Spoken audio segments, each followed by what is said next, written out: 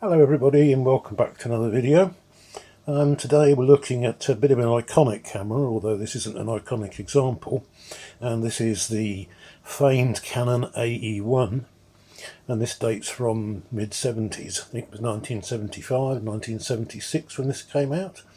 The A-series cameras, and I'll be covering all of them, replaced the FTB, which I have done a video on, but it's a very, very different camera to this one. It's a manual only camera, whereas this one, AE, I think stood for automatic exposure.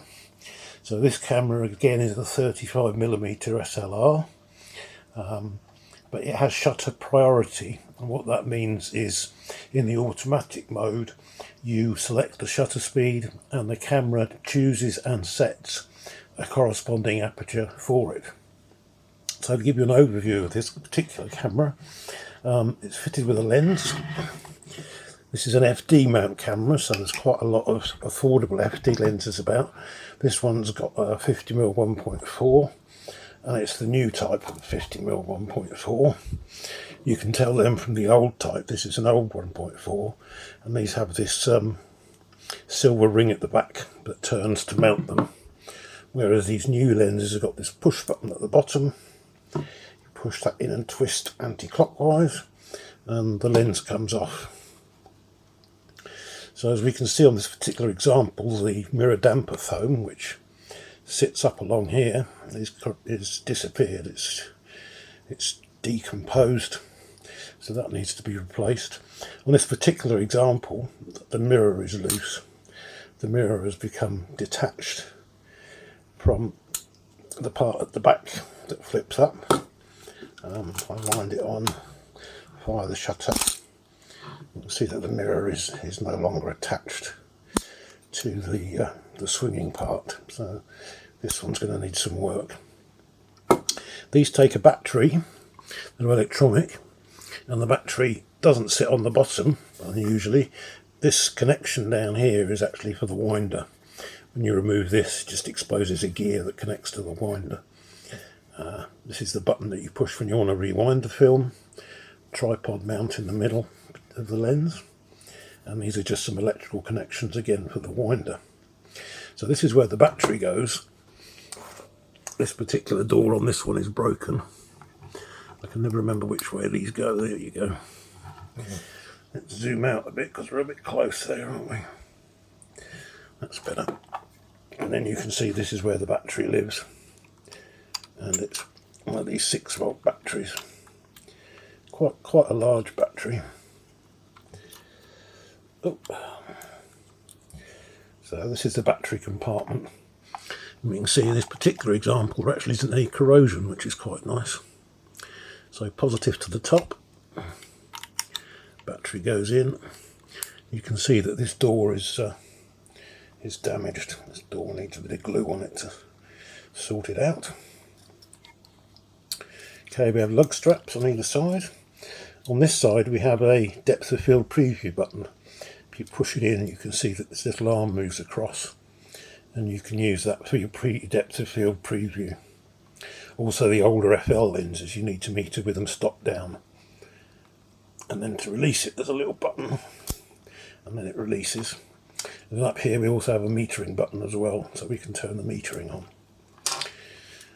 On the top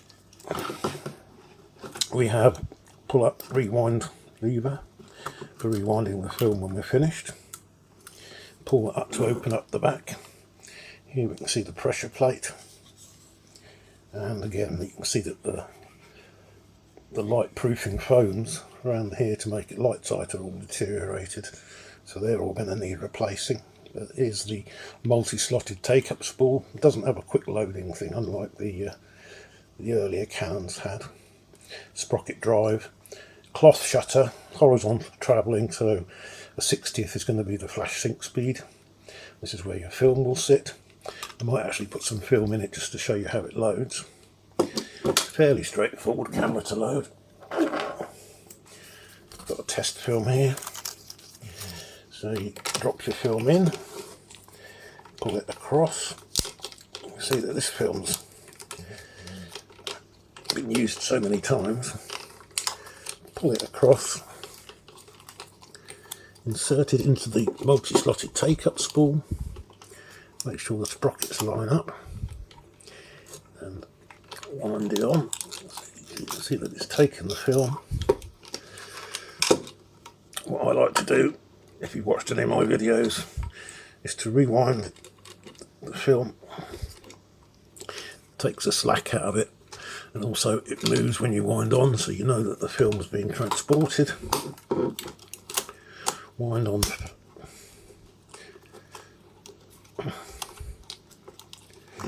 Oh, there's a problem there with the mirror. Yeah. Take the mirror out.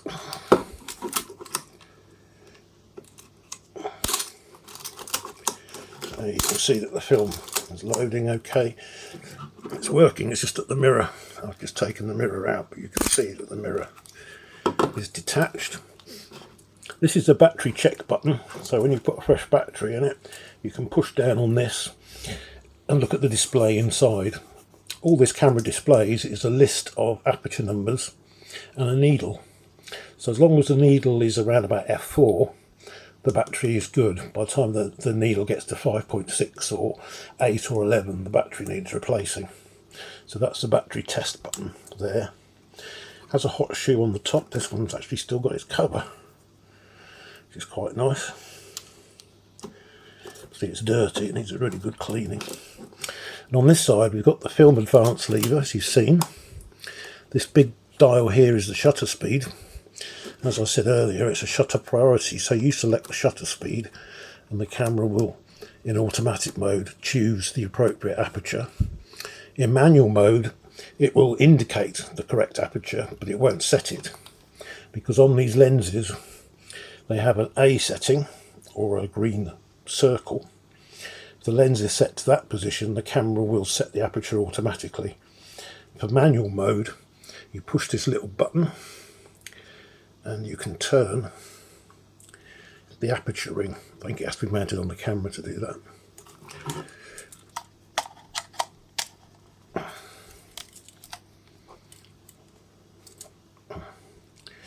He says, there you go. So in manual mode you can select the aperture. So if you want to under or overexpose, you have to do it in manual mode. There's no exposure compensation in the automatic mode. But to put it onto A, you have to push the button again. It's locked in that position. Right, that sets the shutter speed.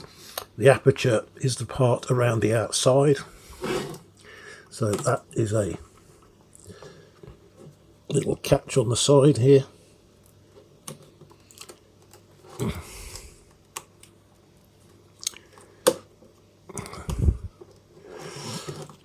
It's a right pain to get to as well. It's a lift up and twist, and that goes from 3200 ASA or ISO. It says ASA on here, but ISO nowadays, and that's from 25 to 3200. So it's got a pretty good range on there. So you lift it like so and turn it.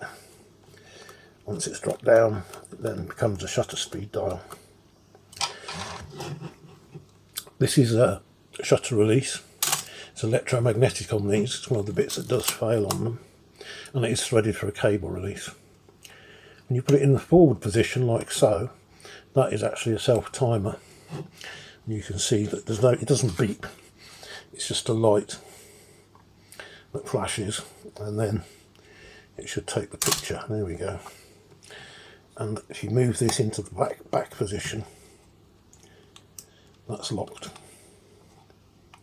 So a very simple camera to use, very popular.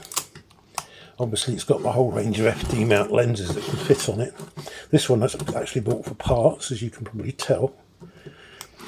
They are ridiculously expensive now. They're a bit like the K1000s, the Pentaxes. People seem to pay a lot of money for them. For me personally, I wouldn't really recommend it as a first camera, because of the shutter priority really, and the fact that the display only really shows you the aperture. I think you'd be better off probably with a fully manual camera. But Yeah, this was the first camera with with an electronic brain inside of it. I think it was the first camera with a CPU in it, if I can remember right. But yeah, very influential camera. It's the first one of the A series. There's a few more to come, the AT1, the AV1, the A1, and the AL1, in which they were starting to play around a bit with focus confirmation, etc. But this one, obviously, we're going to make some more videos about restoring this back. As you can see, it's a working camera. It just needs quite a bit of TLC, and it needs the mirror reattaching inside. I'm not quite sure what glue you can use to do that. Looks like it's only glued on 3 spots, but yeah, we'll try and work that out. Silicon metering cell, so it's quite accurate, the meter, hopefully. And the metering's housed in the prism. You can see this one's been dropped. This top cover is cracked. But yeah, quite a nice little camera. I didn't pay an awful lot of money for it, so yeah, once we get it working, it seems to function correctly, and the metering does seem to be accurate. I have tested it, but yeah, there we go, folks. The Canon AE-1 1975, the first of the A series. The A series came before the T series, which I'm also covering. I've covered the T50 and the T70, and yeah, this was the one that came before it. Thank you very much for watching. Hope you enjoyed, and comments, questions, queries down below. Like, subscribe and all that usual good stuff. And like I say, if you've got one of these or you've been using one of these in the past, let us know how you got on with it and what you think about it as a starter camera, and also about the prices of them nowadays, because they're getting quite expensive. If you want a nice one, it's going to cost you quite a bit of money now. Right, thank you very much. Hope to see you in the next one.